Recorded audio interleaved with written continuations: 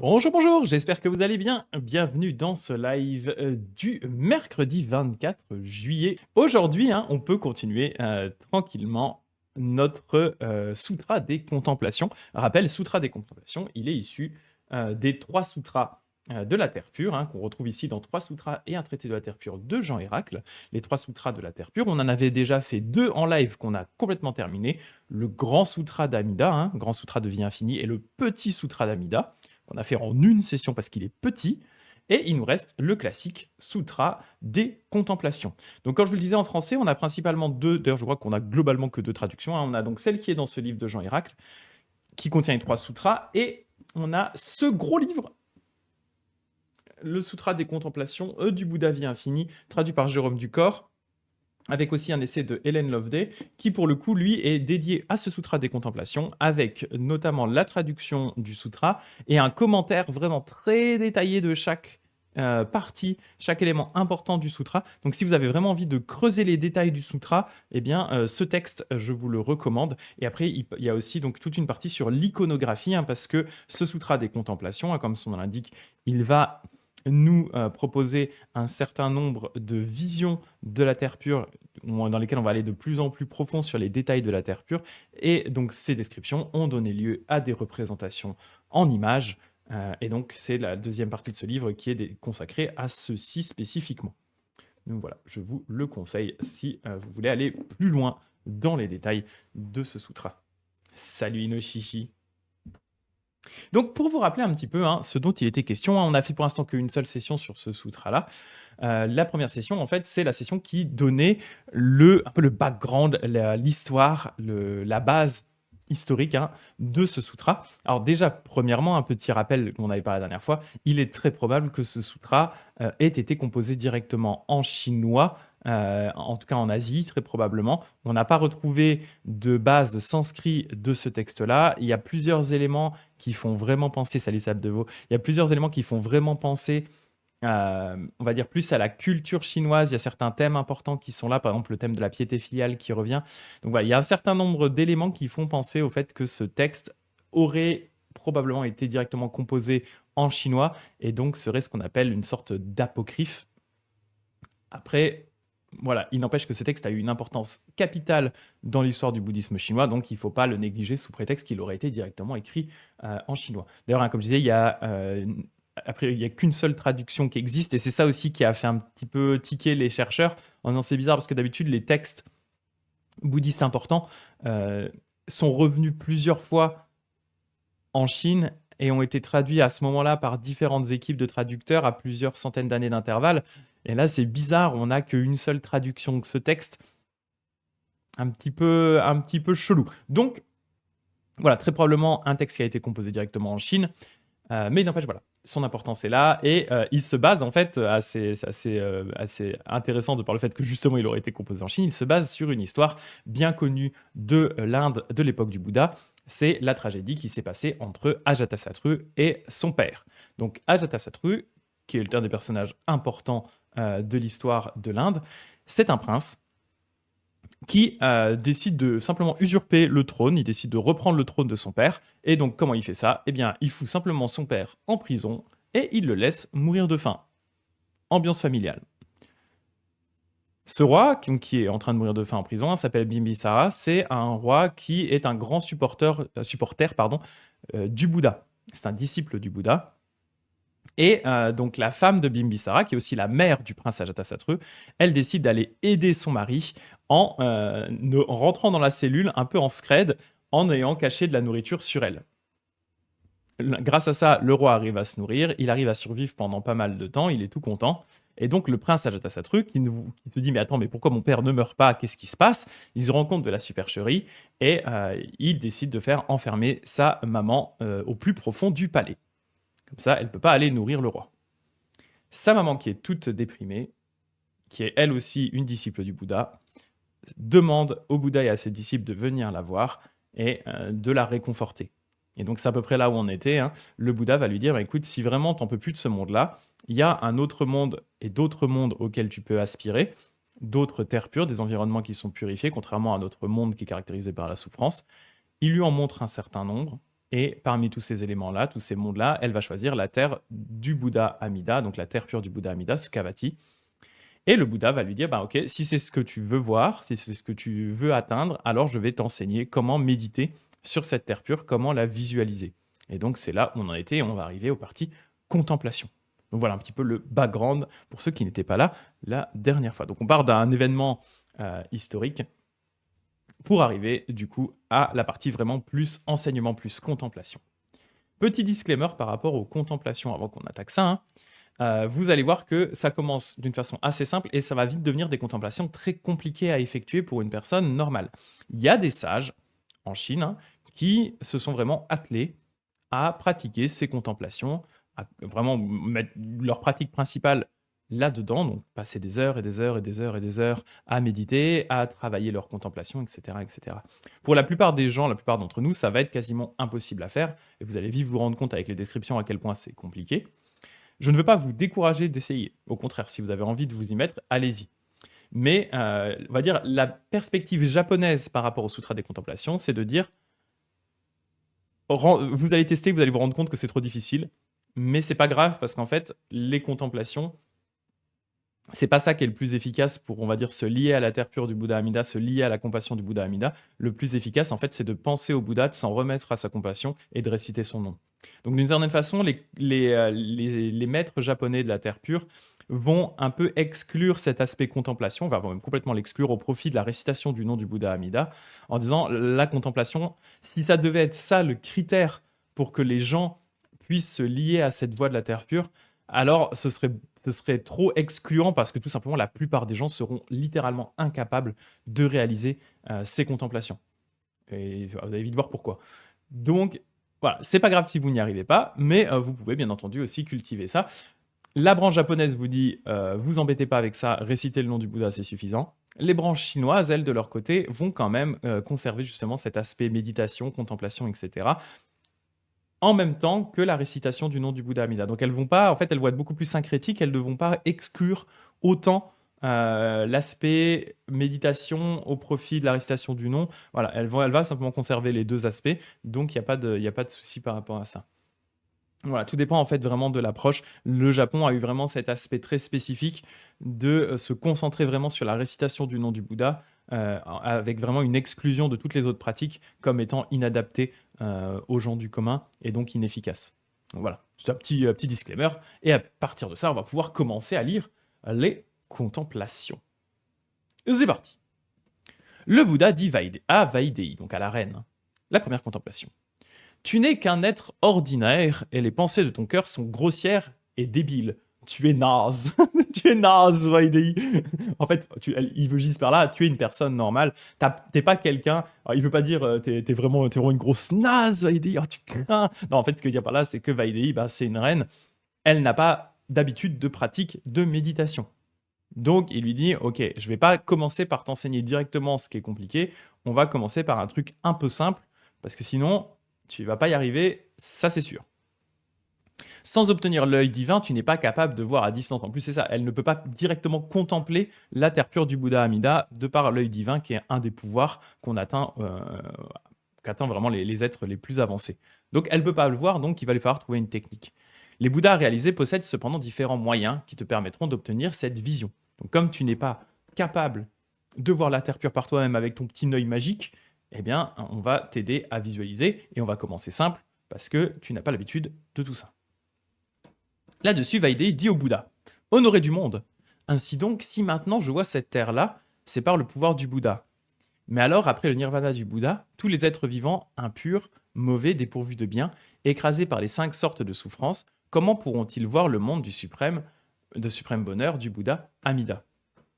Donc là, effectivement, elle s'inquiète pour les autres parce que là, le Bouddha, lui, ce qu'il a fait juste avant, hein, il lui a montré toutes les différentes terres pures. Donc, grâce au pouvoir du Bouddha, elle a pu quand même visualiser à un moment la terre pure. C'est pas grâce à son œil parce qu'elle n'a pas l'œil magique, entre guillemets. Mais elle dit, ok, là, tu es là pour me montrer comment ça se passe. Comment est-ce qu'on va faire pour les gens derrière du commun qui ne pourront pas avoir un Bouddha à côté d'eux pour faire projecteur de terre pure. Le Bouddha dit à Vaidéhi, « Toi et les êtres vivants, vous devez avoir un cœur exclusif et maintenir votre pensée sur un unique objet. » Ça, cette phrase-là, elle va être importante pour les commentateurs japonais. C'est-à-dire que pour les commentateurs japonais, ce qui est extrêmement important, c'est justement d'avoir un cœur exclusif, un cœur unique, c'est-à-dire un cœur qui est focalisé uniquement sur le Bouddha Amida, et maintenir sa pensée sur un unique objet. Les commentateurs japonais vont vous dire cet unique objet sur lequel il faut se maintenir, en réalité, c'est le Nembutsu, la récitation du nom de Bouddha. Mais là, dans le cadre de ce sutra-là, on va vous parler plutôt de la méditation et de la contemplation. C'est un petit peu différent. Il dit donc méditer vers l'ouest. Le Bouddha dit méditer vers l'ouest. Comment faire cette méditation? En général, vous les êtres vivants qui faites cette méditation, vous n'êtes pas des aveugles de naissance et vous possédez l'usage de vos yeux. Vous avez déjà tous vu le soleil couchant. C'est son souvenir que vous devez susciter en vous. Ainsi, assis d'une manière correcte face à l'ouest, contemplez attentivement le soleil. Que votre cœur demeure fermement en lui. Pensez à lui exclusivement et ne divaguez pas. Voyez le soleil en train de se coucher, pareil à un tambour suspendu. Quand vous aurez terminé de voir le soleil, il deviendra pour vous clairement visible, que vos yeux soient ouverts ou fermés. Voilà donc la méditation sur le soleil qu'on appelle première contemplation.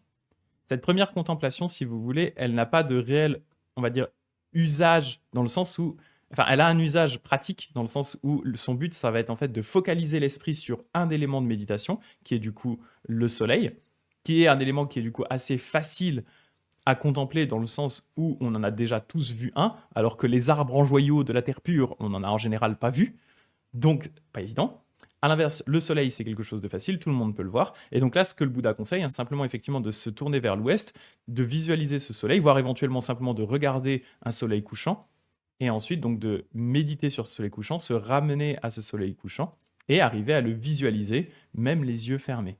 Le but ici, ça va être donc de focaliser son attention, ça va être en fait de ramener son esprit sur un point unique qui est cette méditation qui est simple. Donc ici, le but, ce n'est pas... Ah, salut, c'est bonne idée. Ah, tu es de retour. Donc le but ici, hein, ce n'est pas avec cette première contemplation de commencer réellement à contempler la terre pure en elle-même.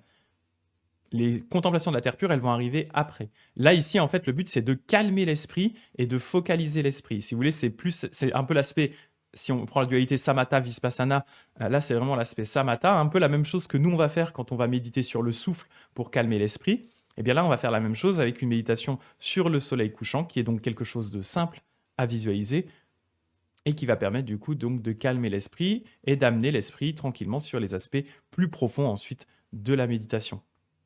Ah, Eponine qui est sur appli, je suis en route pour aller au temple, cérémonie pour l'éveil de Guanyin ce matin. Ah bah trop bien, trop bien, profite bien, excellent. Petite cérémonie là de Kannon, trop bien.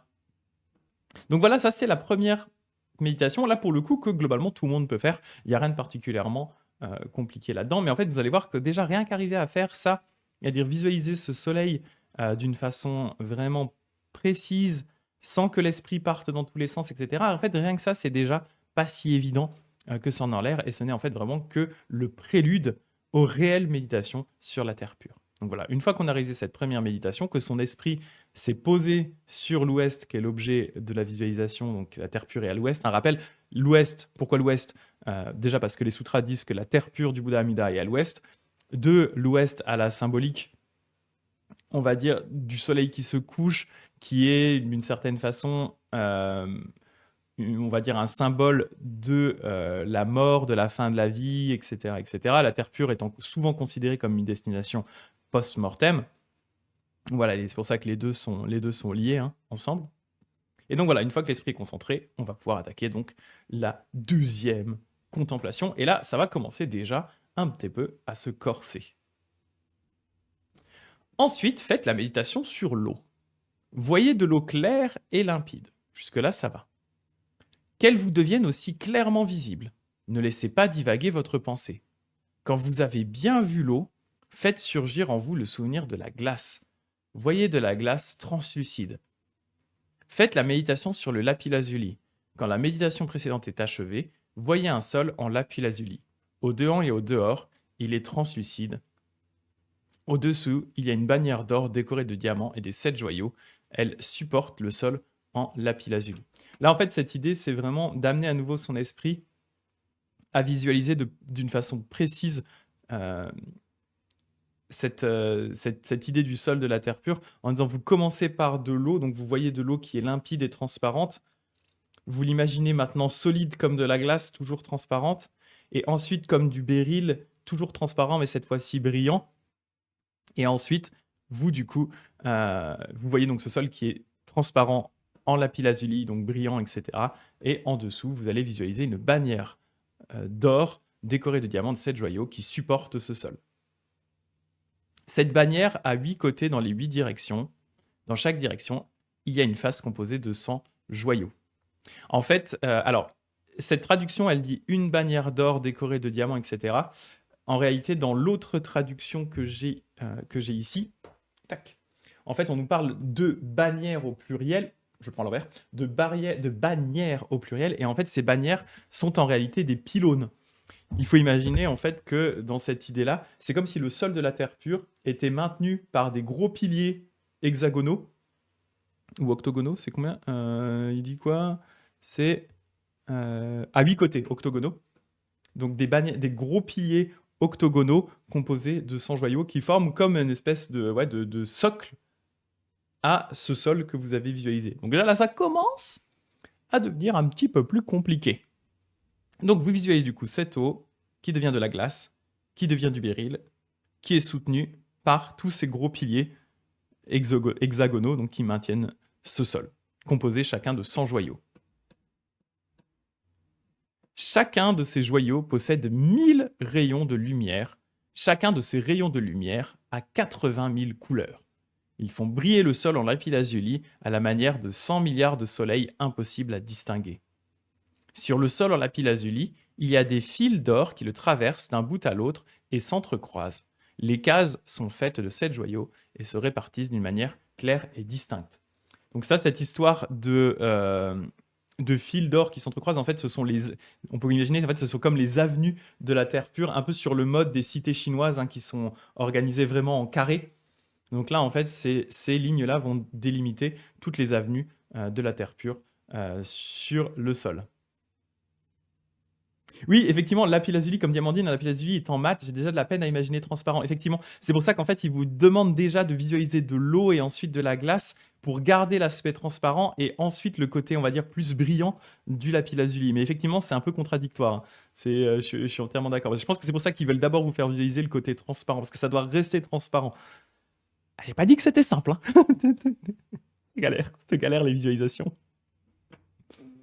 Dans chaque joyau, donc dire les cases sont faites de 7 joyaux et se répartissent d'une manière claire et distincte. Dans chaque joyau brille une lumière de 500 couleurs. Ces lumières ressemblent à des fleurs ou encore à la lune ou aux étoiles. Montant jusqu'au ciel, ces rayons de lumière se transforment en terrasses. C'est une tour composée d'1 milliard de joyaux. De chaque côté de ces terrasses, en guise d'ornement, il y a 10 milliards de bannières fleuries et un nombre incalculable d'instruments de musique. 8 sortes de vents purs émanent des rayons de lumière. Ils frappent ces instruments de musique et jouent un air qui annonce la souffrance, la vacuité, la non-permanence et le non-moi, qui sont du coup un des éléments importants de la philosophie bouddhiste. Voilà donc la méditation sur l'eau qu'on appelle deuxième contemplation. J'ai envie de dire, well, that escalated quickly. Parce que déjà rien que là, si pour arriver à visualiser tout ça, ça commence à devenir compliqué. Donc l'eau qui devient de la glace, qui devient du béryl, avec les supports, avec des joyaux qui brillent, les traits en or qui brillent, au milieu il y a les cases qui brillent, qui font des joyaux, qui montent, qui font des tours, qui brillent. Alright. Éponine qui dit, vous comprenez pourquoi je me laisse un peu de temps avant de m'attaquer à cette méthode? On est à la deuxième contemplation sur 16. Le niveau de maîtrise, de contemplation pour arriver à faire ce truc est brutal. C'est brutal. Et encore, c'est rien. Là, c'est la base. C'est la base. D'ailleurs, c'est la base, littéralement. Hein, c'est la base de la terre pure. Hein, c'est le sol. On n'en est que au sol. Et déjà la plupart des gens sont genre en PLS. Après, voilà. Il faut essayer d'imaginer toutes ces choses-là. Il faut essayer de les visualiser. Pour rappel, hein, j'insiste, hein, alors voilà, Éponine qui apporte le côté vraiment tradition plus chinoise, qui continue à maintenir ces méthodes de contemplation. Elle le dit, hein, ces méthodes qui se travaillent sur le temps. Certains restent sur les premières contemplations toute leur vie. Exactement. C'est ça. Et après, si vous avez la méthode japonaise qui est C'est trop dur. Namo Amida Butsu, Namo Amida Butsu, Namo Amida Butsu. Ça, c'est la méthode japonaise. J'y arrive pas. Namo Amida Butsu, Namo Amida Butsu, Namo Amida. Ça, c'est la méthode japonaise. Donc voilà, en tout cas, donc la deuxième méditation qui est la méditation sur l'eau. Quand cette méditation est achevée, chaque élément contemplé doit être clairement visible, que les yeux soient ouverts ou fermés, et aucun ne doit être oublié, sauf pendant le sommeil. Cela doit toujours demeurer à l'esprit. Donc on doit vraiment ancrer ces méditations très très très fort dans notre petite tête. Les Japonais, ils spamment des boules de feu sur Street Fighter. La méthode de la flemme. La méthode réaliste, moi, j'ai envie de dire. Mais c'est parce que, bon, en même temps, moi, je suis un peu jugé parti là-dessus. Hein. Je suis trop dans la... Mais j'ai essayé en plus un temps, moi, de les faire, ces méditations. Hein, mais waouh, c'est tellement dur. J'ai essayé. Et d'ailleurs, pour la petite anecdote, hein, Honen, alors je vais faire une petite digression sur Honen, le maître de Shinran. Honen, donc, qui est vraiment un maître extrêmement important pour on va dire, le bouddhisme de la terre pure au Japon. C'est lui qui a donc créé l'école qui deviendra le Jodoshu, qui était le maître notamment de Shinran, mais d'autres disciples qui ont formé d'autres écoles du bouddhisme de la terre pure au Japon. C'est lui vraiment qui a amené cette idée du Nembutsu, donc la récitation du nom du Bouddha Amida, exclusif. Sauf que Honen, c'est un personnage qui était toujours un petit peu ambivalent par rapport à certaines choses, notamment le fait qu'il avait réussi. Alors, je ne sais pas trop si c'est réellement en pratiquant cette méditation, cette contemplation basée sur le Sutra des contemplations, ou si c'est juste un état qu'il a atteint à force de réciter comme un foufou le Nembutsu. Hein. Il a des périodes où il le récitait 60 000 fois par jour. Il a atteint un état où en fait il voyait en permanence la terre pure et les Bouddhas tout le temps. C'est-à-dire cette idée-là de les voir même quand il avait les yeux ouverts ou fermés, sauf quand il dort, lui il l'avait vraiment atteint. Et on l'a su parce qu'en fait ses disciples à un moment lui ont dit voilà, tu commences à arriver vers la fin, hein, quand ils sentaient qu'il était en train de mourir, ils lui ont dit est-ce que tu veux du coup méditer sur le Bouddha, voilà, réciter le Nembutsu, méditer sur le Bouddha et tout, pour t'assurer qu'ils viennent te voir au moment où tu meurs? Et en fait, Ronen leur a dit non, j'ai pas osé vous le dire avant, mais en fait, ça fait des années que je les vois en permanence, en fait, tout le temps, juste tout le temps. Donc, j'ai pas trop de doute sur ce qui va se passer après, je les vois tout le temps. Voilà. Donc voilà, mais donc il avait ce côté un petit peu ambivalent aussi par rapport à ça, alors que vraiment les autres disciples, hein, notamment Shinran, pour lui vraiment il exclut complètement le côté contemplatif, il s'estime pas capable d'y arriver, et au profit vraiment donc du Nembutsu récitatif. Mais voilà, à nouveau, je ne veux pas vous exclure d'essayer, au contraire, hein, je vous encourage même à le faire. Hein. Voyez un peu ce que ça donne, et puis ça peut être aussi, enfin franchement, c'est des belles choses à visualiser en fait. Mais ne vous en voulez pas si vous n'y arrivez pas. Voilà. Dagdag qui dit team méthode japonaise, sinon c'est l'AVC pour moi. J'ai Yoga's Flame. Tout est comme ça, Yoga's Flame, Yoga's Flame, Yoga's Flame, Yoga's Fire. On spam, nous on spam, on pose les mecs contre les coins dans Street Fighter et après on spam les boutons Nembutsu. En réalité, ça en plus, je me moque parce qu'en fait, ça c'est même presque plus l'école Jodoshu où ils vont mettre l'accent sur vraiment le nombre de récitations. Alors qu'en fait, nous, dans le Jodo Shinshu, c'est même pas la quantité qui est importante, c'est vraiment la qualité. Donc en réalité, même nous, on va pas spammer le Nembutsu en boucle, on va plutôt, au contraire, juste s'en remettre au Bouddha et réciter le Nembutsu en hommage au Bouddha. Mais en fait, on n'estime pas que le Nembutsu en lui-même est une source de mérite. Alors que dans les écoles de la terre pure autres, on va considérer que la récitation en elle-même est une source de mérite. Dans le Jodo Shinshu, on dit non, parce qu'en fait, c'est pas mes mérites, c'est ceux du Bouddha. Et en fait, c'est le Bouddha qui agit sur moi. Donc, ouais, c'est un petit peu différent, qui est la raison pour laquelle dans le Jodo Shinshu, on fait toujours très attention à ne jamais utiliser le mot mantra pour traduire le Nembutsu. Parce qu'on va considérer que le Nembutsu en lui-même, c'est pas lui qui a du pouvoir, en fait, c'est pas le fait de réciter avec mes petites forces le Nembutsu qui est important, mais c'est le fait que le Bouddha Amida me fasse réciter le Nembutsu, et c'est parce qu'il y a les mérites du Bouddha inclus dans le nom que le nom du Bouddha Amida est efficace. Mais ce n'est pas mes propres mérites, ma propre pratique qui me génère des mérites. Voilà. Eponine qui dit, il y a un maître chat qui récitait tellement le Nembutsu même dans sa tête, donc toutes ces phrases commençaient à se terminer systématiquement par Amitofo, donc Amida Bouddha, Amida Bouddha, Amida Bouddha. On devrait faire ça, mais je pense que vous allez me détester si je fais ça en boucle. Ah mais voilà, c'est ça, en fait, c'est un peu deux approches différentes, hein. Toujours cette discussion du qualitatif versus quantitatif, où voilà, il y a des branches, mais surtout, moi je parle du Japon parce que c'est ce que je connais le mieux, hein, qui vont mettre l'accent sur le qualitatif et d'autres sur le quantitatif. Donc sur on va dire plutôt la qualité versus le nombre de récitations. Voilà. Et mon école, hein, Jodo Shinshu, met plus l'accent sur le côté qualité, le fait de vraiment l'état d'esprit, le fait de s'en remettre au Bouddha. Le Nembutsu étant en fait perçu comme pas générateur de mérite, mais juste une façon de remercier le Bouddha dans ma branche, en fait. Quand on récite le Nembutsu, on remercie le Bouddha, on ne génère pas de mérite par nous-mêmes. Voilà. Mais c'est très particulier au Jodo Shinshu, cette approche. Donc, en tout cas, on a donc médité sur l'eau, la deuxième contemplation. Et donc, on dit, hein, donc, chaque élément doit être extrêmement visible. Qu'on ait les yeux ouverts ou fermés, on doit pouvoir visualiser toutes ces choses. La troisième contemplation, vous allez voir, elle est un peu bizarre. Parce qu'en fait, on ne vous explique pas vraiment ce qu'on va contempler. Donc là, c'était ce qu'on appelait l'eau qui en fait amène la méditation sur le sol. Et on nous dit, troisième contemplation, méditer comme cela a été décrit précédemment, c'est ce qu'on appelle voir le sol du pays du suprême bonheur d'une manière grossière. C'est-à-dire que on va utiliser en fait des moyens adaptés pour globalement essayer de générer dans notre esprit une image du sol de la terre pure. Mais vous voyez que pour y arriver, on est obligé de passer par des techniques un peu particulières. Voilà, on faisait l'eau, la glace, le béryl, les supports, les petites rues, tac, tac, tac, tout ça, tout ça.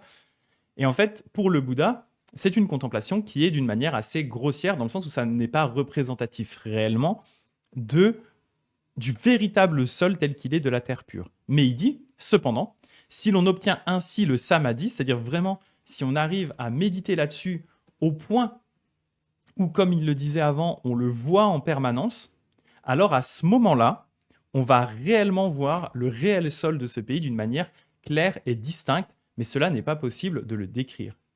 Voilà donc la troisième méditation, hein, la méditation sur le sol, qu'on appelle la troisième contemplation. Donc vous voyez, cette troisième contemplation, en fait, elle est un petit peu bizarre dans le sens où ce n'est pas une contemplation qu'on vous explique en vous disant maintenant vous allez visualiser cela, c'est une contemplation qui découle du fait d'avoir bien réalisé jusqu'au bout la visualisation précédente du sol qui était considérée comme grossière. Avec cette visualisation grossière, quand vraiment on arrive à l'affiner et qu'elle rentre, d'après ce que dit le Bouddha, hein, moi je ne sais pas, je suis jamais arrivé, quand elle rentre vraiment en soi, qu'on la voit tout le temps, donc on atteint ce qu'on appelle le samadhi, hein, vraiment, donc cet état de méditation extrêmement concentré et poussé, alors à ce moment-là, en fait, le véritable sol de la terre pure va apparaître, et c'est ça la troisième contemplation. Mais du coup, il ne nous l'explique pas. À quoi ça ressemble, je veux dire. Voilà. Et Pauline, elle dit, moi je suis team quantitatif, plus de quantité égale statistiquement plus de qualité sur le long terme. C'est la logique chinoise. Ouais, c'est différent, hein. C'est vraiment, vraiment très différent comme approche.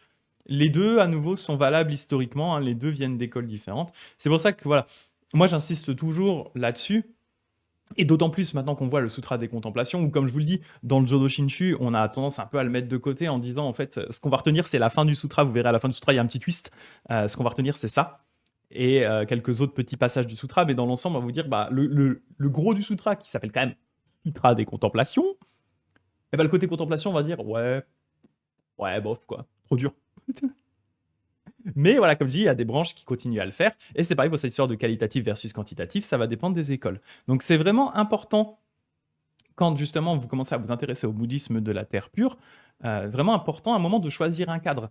Parce que, eh bien, d'une tradition qui paraît être déjà assez spécifique, parce qu'elle se base sur un groupe de sutras spécifiques, d'une tradition qui paraît quand même être assez spécifique, en fait, vous vous rendez vite compte avec les discussions qu'on a, qu'en réalité, eh bien, cette tradition a été déclinée de façon très différente en fonction des pays, en fonction des époques et en fonction des enseignants. Au Japon, typiquement, hein, c'est tous des disciples de Honen, ils sont tous contemporains, mais ils ont plusieurs visions différentes de ce qu'est la voie de la terre pure et de ce qui est important, alors qu'ils ont en plus étudié avec le même maître. C'est ça qui est fou. Shinran et ses condisciples ne pensent pas de la même façon, pas tous. Comme je disais, il y en a qui vont mettre plus en avant le côté quantitatif, d'autres l'aspect qualitatif. Il y en a qui vont être OK pour mélanger avec d'autres pratiques bouddhistes, d'autres qui vont dire bah non, en fait, nous, on se concentre que sur le Bouddha, Amida et les sutras de la terre pure. Et tout ça, alors qu'ils ont étudié avec exactement la même personne. Et ça, c'est quand même assez fou. C'est quand même assez fou. Donc, importance de choisir son école dans le sens où l'école va vous donner un cadre pour votre pratique. Si vous commencez à mélanger un peu tout, eh bien, ça perd d'une certaine façon sa cohérence. Parce que vous allez avoir un Shinran qui vous dit c'est pas le nombre de récitations qui est important, c'est vraiment l'état d'esprit qui s'en remet au Bouddha. Vous allez avoir d'autres disciples de Honen qui vont vous dire: «Ah bah non, il faut réciter le plus possible et idéalement au moment de la mort, il faut réciter une dernière fois le Nembutsu». Shinran vous dit qu'on s'en fout parce que l'important c'est une fois qu'on s'en est remis au Bouddha, on s'en fiche de ce qui se passe après la mort, parce qu'on est attrapé par le Bouddha et donc il ne nous lâchera plus, donc on s'en fiche de réciter le Nembutsu au dernier moment. Vous avez les maîtres chinois qui vous disent: «Ah bah vous pouvez méditer aussi sur le Bouddha, pratiquer les contemplations, c'est important». Les maîtres japonais qui vous disent que non. Donc voilà, choisir le cadre est important parce que le cadre va quand même vous aiguiller dans votre pratique et va vous apporter à un moment une certaine cohérence. Voilà. Après, bien entendu, vous pouvez avec le temps évoluer et changer d'école en fonction de vos propres affinités si vous vous rendez compte que tout simplement celle que vous aviez choisie à la base ne vous convient pas. Et ça, c'est pas que valable pour la Terre pure, hein, c'est valable pour toutes les écoles du bouddhisme en général. Si au bout d'un moment vous avez l'impression que l'école que vous avez choisie ne vous convient pas, il n'y a pas de honte, il n'y a pas de problème à en changer et d'aller explorer une autre voie. Il n'y a vraiment, vraiment pas de souci, quoi. Bien sûr. Le Bouddha dit à Ananda: retiens bien les paroles du Bouddha, et à l'intention de la multitude des êtres de l'avenir qui désireront échapper à la souffrance, tu enseigneras cette manière de contempler le sol. Donc rappel, hein, le Bouddha parle à Ananda tout simplement parce que c'est Ananda qui est le garant de la parole du Bouddha. Donc là, même si le sutra a probablement été composé en Chine, ou en tout cas en Asie, en langue chinoise, eh bien, on essaye quand même de le ramener à la tradition bouddhiste en disant: regardez, c'est comme le Bouddha qui l'a enseigné et il a dit à Ananda de conserver les paroles, comme c'est normalement le cas. Et là, on vous dit: mérite, mérite, si l'on contemple ce sol, on efface les fautes commises dans la naissance et la mort durant 8 milliards d'âges. Quand on abandonne ce corps, dans l'autre vie, on renaît nécessairement dans le pays pur. Le cœur obtient alors l'absence de doute.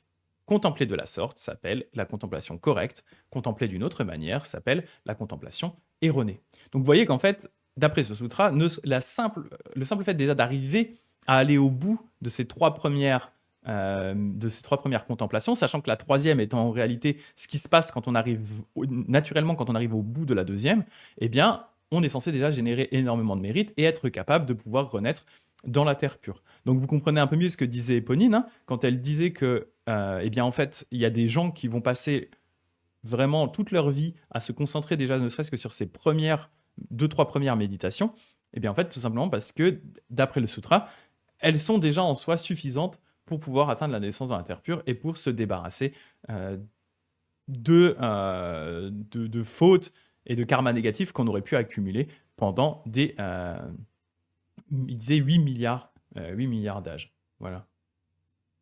Oui, et même au Tibet, hein, il y a des pratiques de la terre pure, et c'est encore plus différent puisque c'est ésotérique, elle dit Éponine, effectivement, et même au Japon, hein, dans les écoles ésotériques type Shingon, ou Tendai ésotérique, mais Shingon notamment, il y a des interprétations de la terre pure sous un angle ésotérique. Donc il y a ça aussi, ouais, je ne suis pas rentré dans ce détail-là, mais il y a aussi cette approche-là qui est tout à fait possible, quoi. Faut dire que les courants ésotériques, Dagdag, il dit, hein, les courants ésotériques, ils aiment pas trop ça, la simplicité. Ouais, c'est clair. C'est clair, c'est clair. C'est pas des gros fans de simplicité. Ils aiment bien les trucs un peu complexes. Voilà, en tout cas, grâce à ça, grâce à ces trois méditations, hein, d'après le sutra, si vous arrivez déjà à aller au bout de ça, ce qui est quand même en soi un exploit, eh bien, vous avez déjà atteint quelque chose d'assez incroyable. Et donc, on va continuer un petit peu, hein, quatrième contemplation. Le Bouddha dit à Ananda et Vaidéhi: une fois achevé la méditation sur le sol, contemplez les fameux arbres de joyaux. Donc ça, on avait l'occasion de les voir un petit peu, hein, les arbres de joyaux. Ils sont décrits dans les autres sutras de la Terre pure, notamment le Grand Sutra. C'est un classique de la Terre pure. C'est aussi un classique qu'on a pu voir dans les descriptions d'environnement purifié, qu'on voit les lundis dans le cadre du sutra de l'entrée dans la dimension absolue avec Sudana. Quand on décrit une terre pure ou un environnement purifié, souvent, une des caractéristiques, ce sont ces fameux arbres de joyaux. Donc là, c'est ce que la quatrième méditation va nous proposer de faire. Regardez les arbres de joyaux. Quand on contemple les arbres de joyaux, chacun d'eux doit être contemplé séparément. Donc on doit vraiment arriver à les distinguer les uns des autres.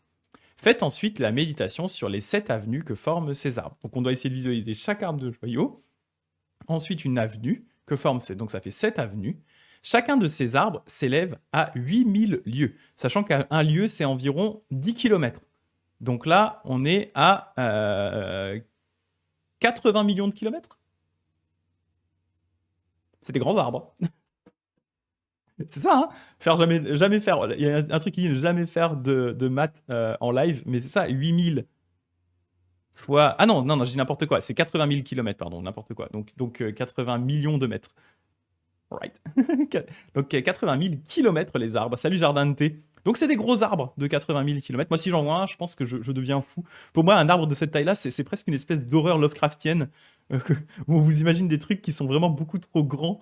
Ça me met mal d'imaginer des trucs qui sont trop grands. Je fais partie de ces gens qui ont cette espèce de. Alors, non seulement j'ai le vertige, mais j'ai en plus cette espèce de vertige inversé où si je suis en bas et que je regarde quelque chose de trop haut, ça a tendance à me mettre mal.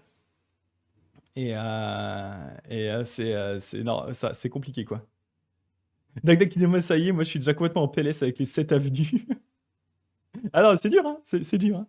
Donc voilà, donc les 7 avenues que forment ces arbres, chacun de ces arbres s'élève donc à 80 000 kilomètres de haut. Tous ces arbres de joyaux sont ornés de feuilles et de fleurs, composées des 7 joyaux. De chaque fleur, de chaque feuille, émanent les couleurs des différents joyaux. De la couleur du lapis-lazuli émane une lumière dorée. De la couleur du cristal émane une lumière rouge. De la couleur de l'agate émane une lumière adamantine. De la couleur du diamant émane la lumière de l'émeraude ou de la perle véritable. Le corail, l'ambre jaune et toutes ces masses de joyaux étincellent. Il y a partout sur les arbres des filets de perles véritables et merveilleuses. Sur chaque arbre, il y a des filets de 5 sortes. Parmi ces filets, il y a 500 myriades de palais. Alors ça commence si les arbres n'étaient pas assez compliqués, ça va se corser, hein. Parmi ces filets, il y a 500 myriades de palais composés de fleurs merveilleuses, semblables au palais de Brahma. Des fils de Dieu demeurent naturellement en eux. Chacun de ces fils de Dieu porte des colliers composés de 500 myriades de joyaux manis, comme ceux dont se part Chakra. La lumière de ces manis brille sur 100 lieues et ressemble à 100 myriades de soleils et de lunes en harmonie. Il n'est pas possible de décrire l'imbrication de tous ces joyaux. C'est beau partout. De ces arbres de joyaux, les rangées correspondent aux rangées, les feuilles correspondent aux feuilles. Au milieu de ces feuilles naissent des fleurs merveilleuses, et sur ces fleurs, il y a naturellement des fruits composés des 7 joyaux. Chaque feuille de ces arbres s'étend en longueur et en largeur sur 25 lieues, donc 25 fois 10 km, donc 250 km. Ces feuilles ont 100 nervures de 1000 couleurs qui ressemblent au collier des dieux. Toutes ces fleurs merveilleuses ont la couleur d'or de la rivière Jambu. Elles sont comme des roues de feu qui tournent, et parmi ces feuilles qui tournent, il naît des fruits qui ressemblent à un jar de chakra. Il y a une grande lumière qui brille. En se transformant, elle crée des bannières et des étendards, formant un parasol de joyaux sans mesure.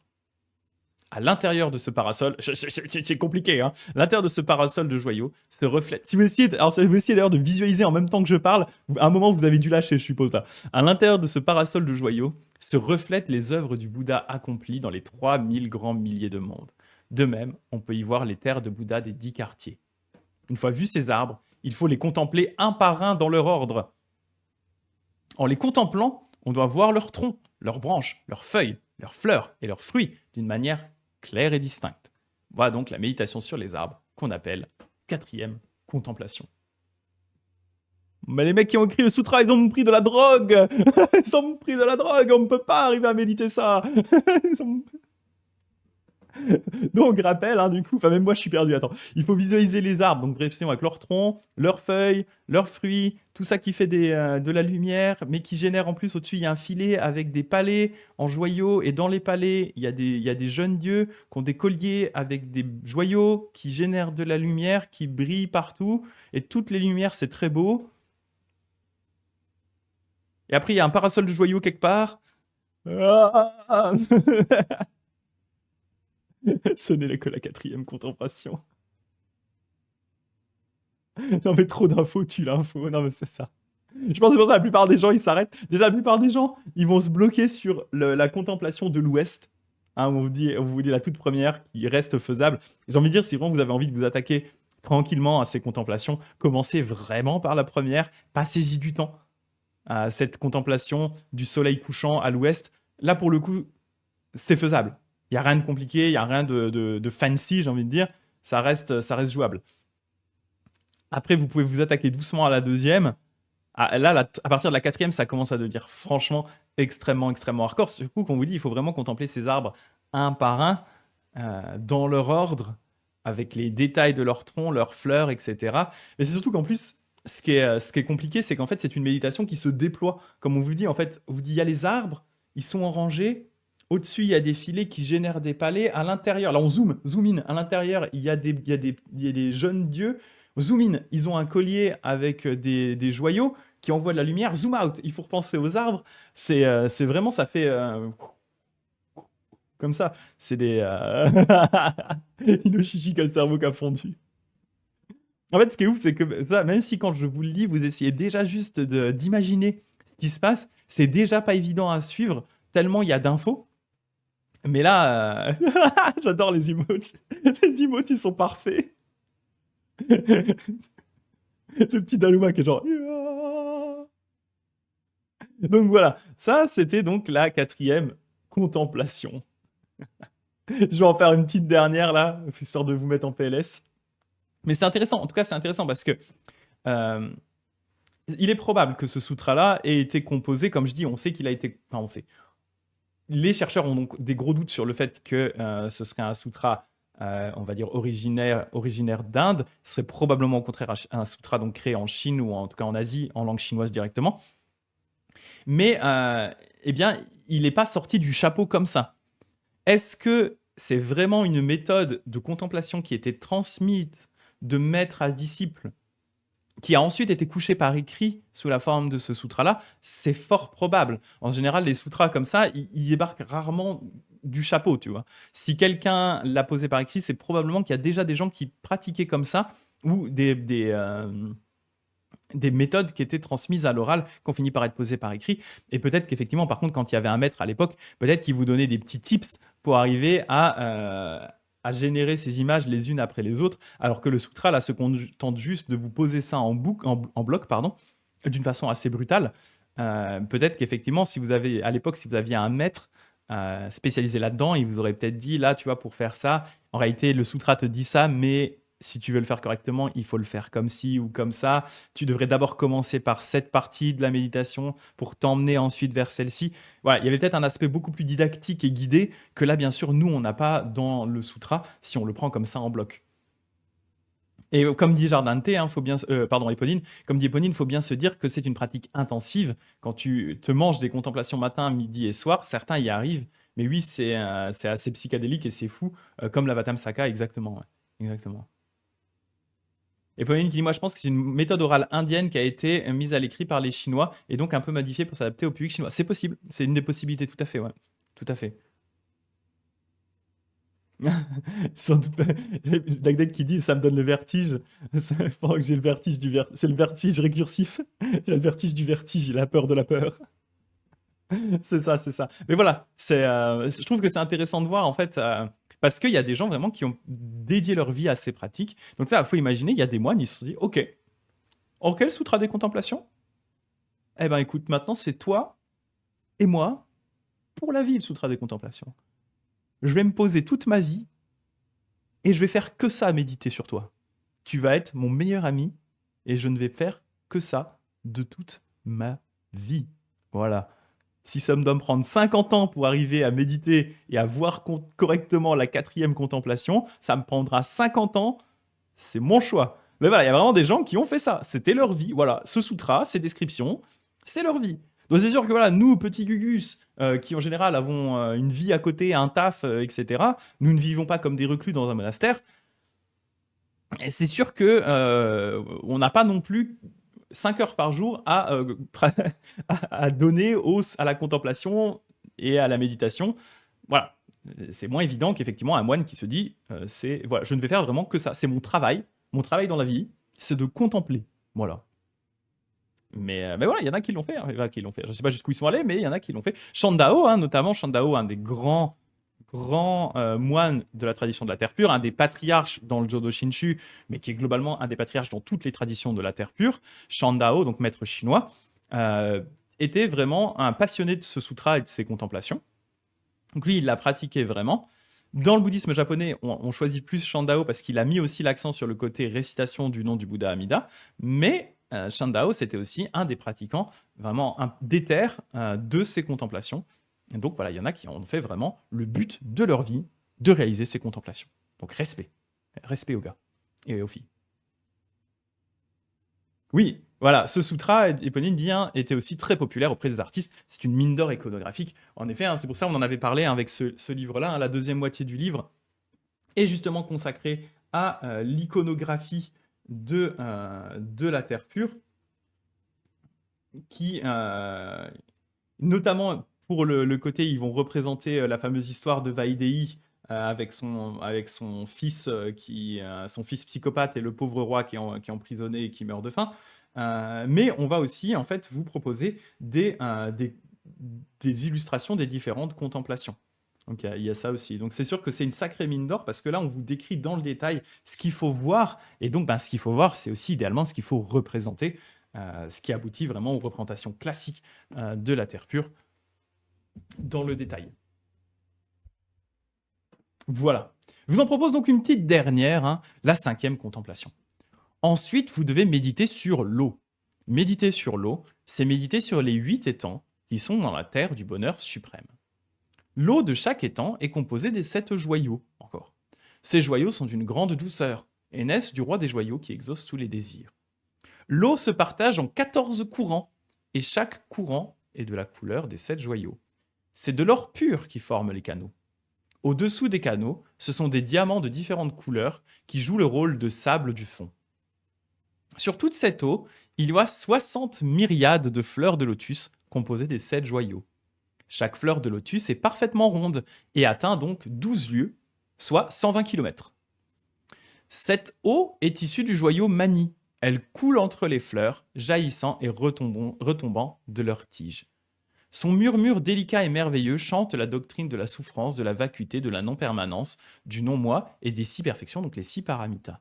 De plus, elle loue les marques d'excellence de tous les Bouddhas. C'est-à-dire que non seulement il faut contempler avec son regard intérieur, hein, ses petits œils de l'intérieur, mais il faut aussi contempler avec ses petites oreilles de l'intérieur, parce que c'est censé réciter des trucs. Du roi des joyaux qui exauce les désirs, jaillissent des rayons de lumière subtils et merveilleux. Ces rayons se transforment en oiseaux qui ont la couleur de 100 joyaux. Ces oiseaux, donc les osios, ces oiseaux, hein, c'est du coup quelque chose qu'on a déjà vu dans les autres sutras, hein, notamment dans les 2 autres sutras d'ailleurs, hein, le grand sutra de vie infinie et le petit sutra, où on nous explique qu'en fait ce ne sont pas du coup des oiseaux dans le sens mauvaise renaissance en tant qu'animal, mais vraiment des oiseaux qui sont générés par les mérites d'Amida. Donc c'est ce qu'on nous dit ici, hein, ce sont les rayons des joyaux qui se transforment en oiseaux, et ces oiseaux, eh bien, ils vont avoir les chants délicats et merveilleux pour louer continuellement les 3 trésors que sont le Bouddha, la loi et la communauté. Voilà donc la méditation sur l'eau, douée des 8 bonnes qualités qu'on appelle 5e contemplation. Wow. Voilà la 5e contemplation. Donc, on va voir l'eau, visualiser les étangs, les canaux, les différents courants composés d'or et de joyaux, les lotus énormes qui sont dessus de plein de couleurs, qui émettent de la lumière, les joyaux qui sont avec, qui émettent des oiseaux, et tout ça va réciter le nom du Bouddha, Dharma Shanga, et les enseignements du Dharma. Right. Je suis même pas sûr, pour moi elle est presque moins difficile la 5e que la 4e. La 4e je la trouve vraiment hardcore avec les arbres de joyaux, mais visualise un joyau qui chante la vacuité. C'est un joyau qui fait vide, vide, vide. Vide, vide, vide, vide, vide, vacuité. Avec sa petite bouche de joyau. Ça te gaffe, moi j'aurais tendance à transformer le truc en espèce de bad trip. Ouais, c'est qu'en fait, dès que je commence à imaginer ce genre de truc, mon esprit il part immédiatement en mode dessin animé un peu chelou des années 50-60 avec les personnages qui se bougent comme ça et les petits joyaux qui font vacuité, vide, vide, vide, vide, hey. Voilà. Aïe, aïe, aïe, aïe, aïe, aïe, aïe. Et Ponine qui dit qu'il faut quand même connaître la doctrine pour ses visualisations. C'est pour ça qu'on préconisait le Nembutsu pour le commun des gens, qui ne connaissait pas forcément en détail les concepts de non-soi, de vacuité, etc. Oui, je suis d'accord. Je suis d'accord, ouais. Je trouve aussi, à mon avis, je trouve aussi plus simple en visu, mais pas pour l'écoute. Ouais, je suis d'accord. Parce que là, en fait, jusque-là, on était dans la visualisation. Et là, d'un coup, il y a un aspect qui est pas très fréquent en méditation, qui est le côté auditif, qui vient arriver dedans aussi, ouais. Ce qui est assez surprenant. Assez surprenant. Dagdag qui t'a pris trop de drogue par le passé, Greg. Non, je sais pas, j'ai juste un esprit très bizarre. J'ai un esprit très bizarre. Je sais pas pourquoi, vraiment, quand j'imagine des scènes un peu bizarres comme ça, tout de suite, mon esprit, il part en mode dessin animé chelou des années 50-60. C'est assez étrange. Donc voilà, en tout cas, déjà, c'était les 5 premières contemplations. On a peut-être, je regarde si la sixième est assez longue pour voir. Non, la sixième est courte. Allez, vas-y, on envoie la sixième. On est dedans. C'est parti. Sixième. Dans cette terre aux joyaux innombrables, sur chaque domaine, il y a 500 myriades de palais de joyaux. Donc là, on parle des palais maintenant. Dans ces palais, il y a des dieux innombrables qui jouent avec talent de la musique céleste. De plus, des instruments de musique sont suspendus dans l'espace. Comme les bannières de joyaux des dieux, il n'est pas nécessaire d'en jouer pour qu'il en sorte des sons. Tous ces sons innombrables profèrent des paroles qui font penser au Bouddha, penser à la loi, penser à la communauté des moines. La méditation qui vient de s'achever, on l'appelle la vision grossière du monde du suprême bonheur, de ses arbres de joyaux, de son sol de joyaux, de ses étangs de joyaux. Voilà donc la méditation récapitulative qu'on appelle sixième contemplation. Si on voit ces choses, on efface les fautes extrêmement lourdes commises durant d'innombrables millions d'âges. Une fois mort, on renaît nécessairement dans ce pays-là. Contempler de la sorte s'appelle la contemplation correcte. Contempler d'une autre manière s'appelle la contemplation erronée. Le sutra, il est quand même un petit peu vache hein, quand il dit voilà, vous avez réussi à faire tout ça. Vous vous sentez fier de vous pour ces magnifiques méditations et contemplations. Sachez là qu'il s'agit de la vision grossière du monde du suprême bonheur, de ses arbres de joyaux, de son sol de joyaux, de ses étangs de joyaux. En réalité, pourquoi on dit grossière ici hein, c'est la même idée que tout à l'heure. C'est cette idée qu'en fait, même si on essaie de le visualiser le plus clairement possible, ça ne reste qu'un moyen adapté. La véritable terre pure est beaucoup plus belle et complexe que ça, donc ça reste grossier par rapport à la pureté et à la beauté, la finesse de la véritable terre pure. Mais on vous dit, hein, et du coup, contrairement à la première, à la méditation jusqu'à la troisième, où on disait, ben ça efface, je sais plus combien il disait, attendez, je regarde juste la troisième, combien ça efface de fautes. La troisième, on vous disait, on efface 8 milliards d'âges. Donc si on arrive jusqu'à la troisième, on efface 8 milliards d'âges de fautes. Et si on arrive jusqu'à la sixième, qu'est-ce qu'on nous dit? On efface les commises durant d'innombrables millions d'âges. Ok. Une fois mort, on renaît nécessairement dans ce pays-là. Donc on avance encore sur l'effacement de ces fautes et on renaît dans le pays. Contempler de la sorte s'appelle la contemplation correcte. Contempler d'une autre manière s'appelle contemplation erronée. Voilà. Donc c'est les 6 premières contemplations et ensuite on va voir de mémoire. Alors je vais vérifier.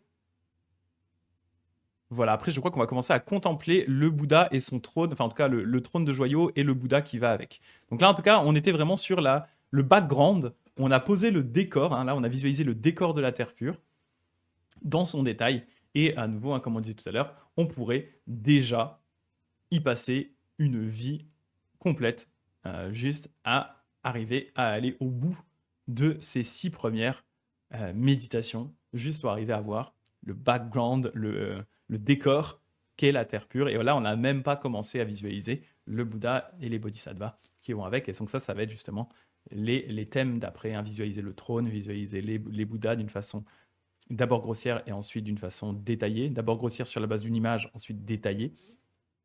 On va visualiser le Bouddha, on va visualiser Kannon et on va visualiser Seishi, donc les 2 bodhisattvas qui accompagnent Amida. Et ensuite, on va visualiser les différentes classes d'êtres qui vont renaître dans cette terre pure. Et là, on aura l'occasion d'en discuter parce que c'est assez important. Voilà. Amandine qui dit « Je dois partir, merci beaucoup, c'était super intéressant. Merci beaucoup à toi d'être passé. Bonne journée à toi. Hein. Passe une très très bonne journée.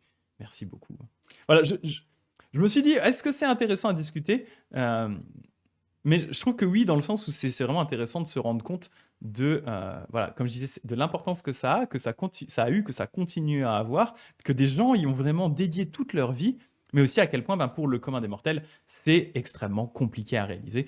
On le voit bien, hein, c'est vraiment en dehors de ce qu'une personne normale qui n'y dédicacerait pas sa vie entière est capable réellement de faire. Mais voilà, je trouve intéressant. Puis ça permet quand même, au fur et à mesure que je lis, d'essayer d'imaginer ce à quoi ça peut ressembler. et la beauté de ce que ça peut représenter. Mais à nouveau, comme le dit le sutra ici, hein, ce ne sont tous des corps qu'on a visualisés, ce n'est qu'une contemplation grossière, la Terre pure étant en réalité beaucoup plus belle et complexe que ça. Pour rappel, hein, pour Shinran, la Terre pure, c'est l'équivalent du Nirvana. Voilà, ça dépasse en réalité les contemplations. Voilà. Voilà. Voilà j'espère que je n'ai pas fait cramer votre jauge de méditation, visualisation pendant la lecture. Mais voilà, je trouve ça assez sympa. Puis bon, on continuera tranquillement ça mercredi de la semaine prochaine. C'est assez fou, mais ça change vraiment parce que vous voyez, les autres sutras qu'on avait avant, ce sont des sutras où on va vraiment vous parler du Bouddha, parler de ses vœux, etc. On va quand même parler un petit peu de pratique, mais c'est beaucoup moins orienté pratique que ce sutra-là, où c'est vraiment une méthode. Hein. Le gros du sutra, c'est cette description, pas à pas,